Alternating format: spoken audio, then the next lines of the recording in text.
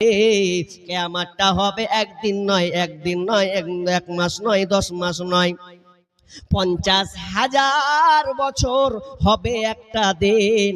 তো এই কিয়ামতের ময়দানটা কত পরিস্থিতি হবে, কত ভয়াবহতা জটিল ময়দান হবে। আল্লাহ সুবহানাহু ওয়া তাআলা একটা একটা করে যেন আমাদেরকে বলে দিয়েছেন। যখন পৃথিবী ধ্বংস হয়ে গেল, কিছু আর থাকলো না, সমতল হয়ে গেছে। ইহসারুন নাসু ইয়াউমাল কিয়ামাতি আলা আরদিন বাইদা ওয়া ফুরআকা কুরসাতিন নাকি লাইসা ফিহা আলামুন লিআহাদ। বিশ্বনবী বলছেন কিয়ামতের ময়দানে জমিনটাকে সমতল ভূমিতে, সাদা লাল মিশ্রিত সমতল ভূমিতে পরিণত করে দেবেন। ওয়া কুরসাতিন নাকি, এবং সাদা আটার খোলা রুটির মতন ময়দানকে চটিয়াল ময়দান বানিয়ে দেওয়া হবে। এক কথায় নিচু উঁচু বলে কোনো জায়গা থাকবে না। গাছপালা, পর্বত, নদী, নালা, খাল, বিল এগুলো একটাও কিছু থাকবে না। সম্পূর্ণ একটা সমান লেভেল করে দেওয়া হবে। আর কি করা হবে? সমতল ভূমি আল্লাহ বানিয়ে দিলেন। এরপরে আল্লাহ সুবহানাহু ওয়া তাআলা আর সূর্যটাকে মাথার উপরে নিয়ে আসা হবে।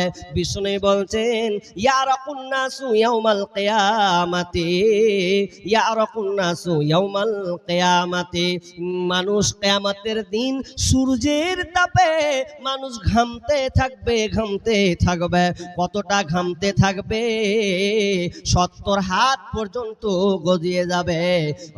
বিশ্বনবী বলছেন তুদনা শামসু ইয়াউমাল কিয়ামাতি, তুদনা শামসু ইয়াউমাল কিয়ামাতি মিনাল খালক। আল্লাহ রাসূল বিশ্বনবী বলছেন আল্লাহ সুবহানাহু ওয়া তাআলা সেই দিন কিয়ামতকে মাথার উপরে নিয়ে আসবেন, সৃষ্টির কাছাকাছিকে নিয়ে আসা হবে, এতটা নিকটবর্তী করা হবে যে সূর্যের তাপে মানুষ ঘামতে থাকবে, ঘামতে থাকবে। হাত্তা তাকুনা মিনহুম কামিকদারি মিল, এমন এতটা কাছাকাছি করে দেওয়া হবে, 1 মাইল উপরে সূর্যটাকে করে দেওয়া হবে। তার মানে বুঝলেন 1 মাইল কত দূর? কেউ বলছেন আপনার কিনা সুলাকার সুরমা দানি যতটা 1-1.5 ইঞ্চি বরাবর, ওই বরাবর মাথার উপরে সূর্যটা থাকবে।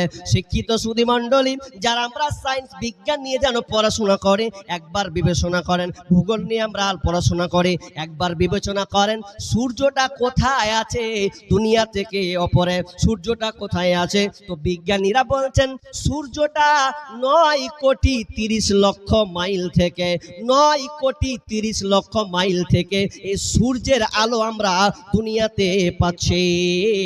কিন্তু সেই দিন আল্লাহ সূর্যটাকে মাথার উপরে করে দেবেন। মাথার উপরে সূর্য থাকবে 1 মাইল সোলাকার, একবার আপনার সুরমাদানির কাছাকাছি যাকে বলা হয়, মাথার উপরে সূর্য হয়েছে। ফায়াকুনুন নাসু, বিষ্ণু বলছেন ফায়াকুনুন নাসু আলা কদরি মালিহিম ফিল আরাক।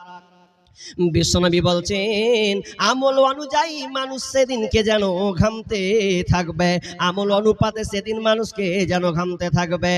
কারো কারো ঘাম হবে ফামিনহুম মাইয়াকুনু ইলা কাবাইহি, কারো কারো ঘাম হয়ে যাবে হাঁটু পর্যন্ত। ওয়ামিনহুম মাইয়াকুনু ইলা রুকবাতাইহি, কারো কারো ঘাম হয়ে যাবে হাঁটু পর্যন্ত। ওয়ামিনহুম মাইয়াকুনু ইলা হাকওয়াইহি, কারো কারো ঘাম হয়ে যাবে কোমর পর্যন্ত। আবার কারো কারো লাগামে পরিণত হবে কাঁধ বরাবর, কান বরাবর মানুষ যেন ঘামতে থাকবে। একবার গবেষণা করেন, এখনো বসে আছেন উপস্থিত জনগণ, আপনাকে বলছি একবার ভাবেন, বিজ্ঞানীরা বলছেন সূর্যের তাপমাত্রা হলো 1 কোটি 40 লক্ষ ডিগ্রি সেলসিয়াস, 1 কোটি 40 লক্ষ ডিগ্রি সেলসিয়াস তাপমাত্রা। কোথা থেকে দিয়েছে আলোটা? তো 9 কোটি 30 লক্ষ মাইল দূর থেকে এই সূর্যের আলোটা যেন আমরা গ্রহণ করছি। আপনি কি ভাবতে পারেন তো 9 কোটি 30 লক্ষ মাইল দূর থেকে যদি সূর্যের তাপমাত্রা আপনি সহ্য করতে না না পারেন, সামান্য 40 ডিগ্রি সেলসিয়াস 47 ডিগ্রি সেলসিয়াস এতগুলো তাপমাত্রার মধ্যখানে সামান্য 40-47 যদি ডিগ্রি সেলসিয়াস আপনার সহ্য হয় না, টেলির বাড়ি থাকা যায় না, ছাদের বাড়ি থাকা যায় না, এসি লাগাতে হবে, নইলে আরামের ঘুম হবে না।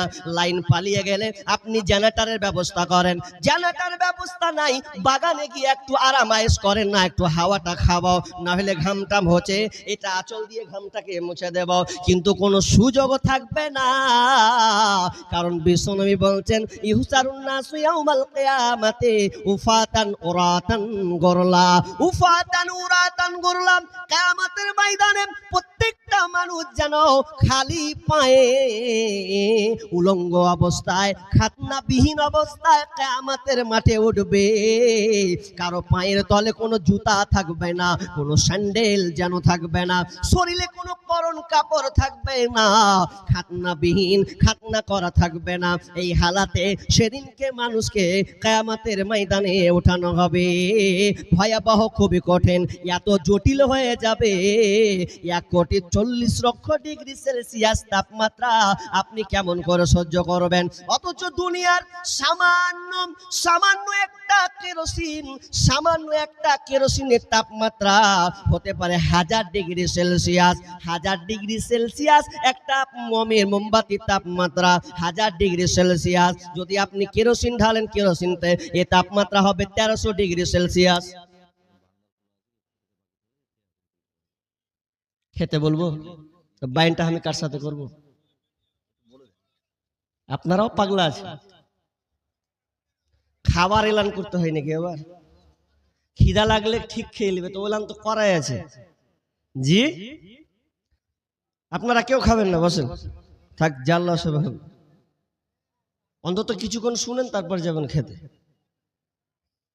না চলে যাবেন? যান, যার খিদে লেগেছে খেয়ে আসতে পারেন, যান।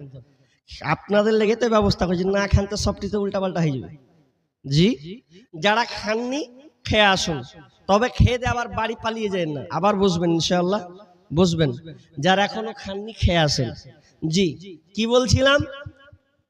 কিয়ামতের ময়দান, উপরে সূর্য, নিচে জমিনটা আল্লাহ তামার বানিয়ে দিবেন, তামা। আরে গরমে একটা বালু, যখন নদীতে যখন হাঁটি, ছাদে যখন দুপুর বেলায় উঠি, তো উঠা যায় না, আরে গরম। কেরোসিনের তাপমাত্রা আপনি নিতে পারবেন না। কামারেরা যে লোহা গলায়, টেম্পারেচার 1500 থেকে 1600 ডিগ্রি সেলসিয়াস, 1500 থেকে 1600 ডিগ্রি এর টেম্পারেচার তাপমাত্রা দিয়ে লোহাকে কলা গলানো হয়। তাহলে আপনি ভাবুন তো, মাথার উপরে যখন সূর্য আসবে তখন আপনার হালাত কি হবে? মাথা মগজ টকবাক টকবাক করে গরম ভাতের মতন উতলাবে, আর মগজগুলো সব ঘর পড়বে, এমন অবস্থা হবে আপনি বাঁচার কোনো পথ পাবেন না। তবে আপনি বাঁচার পথ পাবেন, তবে আপনি বাঁচার পথ পাবেন যদি আপনি দুনিয়াতে আল্লাহ রাসূল যে কথা বলে গেছেন, 7 শ্রেণীর লোক যারা হবে, 7 শ্রেণীর লোক যারা হবে, তারা এই আরশের নিচে ছায়া পাবে, আল্লাহর রহমতের ছায়া পাবে। এই আরশের ছায়া যদি পেয়ে যান আপনি, তাহলে আপনার আর কোনো টেনশন নাই, আপনার আর কোনো টেনশন নাই, আপনি টেনশন মুক্ত আপনি থাকবেন। তবে 7 শ্রেণীর মধ্যে আপনাকে পড়তে হবে। জি, 7 শ্রেণীর মধ্যে আপনাকে পড়তে হবে। যদি আপনি না পড়েন, তাহলে আর বাঁচার দ্বিতীয় কোনো অপশন, কোনো রাস্তা নেই। তবে ইনশাআল্লাহ আমরা 7 শ্রেণীর মধ্যে থাকবো, তো ইনশাআল্লাহ থাকবো। হাত তুলেন, থাকবেন, সবাইকে হাত তুলতে হবে, থাকবেন। আল্লাহ, এই যতগুলো হাত উঠিয়েছে, এই হাতগুলোকে আল্লাহ তুমি কবুল করে নাও। বাকি যারা হাত তুলেন, তারা আল্লাহ তুমি কি করবে, তুমি ফয়সালা করে নাও। কি বললাম? 7 শ্রেণীর লোক আল্লাহ আরশের ছায়া দিবেন। তা আমি চটচট করে বলি, 10 মিনিটের মধ্যে শেষ করে দেব, বেশি ব্যাখ্যা নাই। নাম্বার 1, আল ইমামুল আদিল। যে লোকটা নেই পরায়ণ হবে, নেই পরায়ণতার সাথে বিচার ফাইসালা করবে, সে ব্যক্তি আরশের নিচে ছায়া পাবে। আরশের নিচে জায়গা যদি পেতে চাও, 7 শ্রেণীর মধ্যে তুমি গণ্য হও। আরশের নিচে জায়গা যদি পেতে চাও, 7 শ্রেণীর মধ্যে তুমি গণ্য হও। শাসক যদি হয়ে থাকো, নেই পরায়ণ হও। ইবাদতের মধ্য দিয়ে যৌবন কাটাও। আরশের নিচে জায়গা যদি পেতে চাও, 7 শ্রেণীর মধ্যে তুমি গণ্য হও। মসজিদেতে বেঁধে রাখো তোমার ওই অন্তর, আল্লাহর জন্য ভালোবাসো যুগ থেকে যুগান্তর।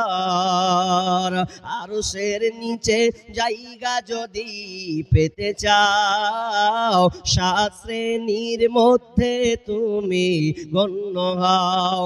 চক্ষু দিয়ে অশ্রু ঝরাও আল্লাহর শরণে, আল্লাহকে ভালোবাসো রমনে বরণে।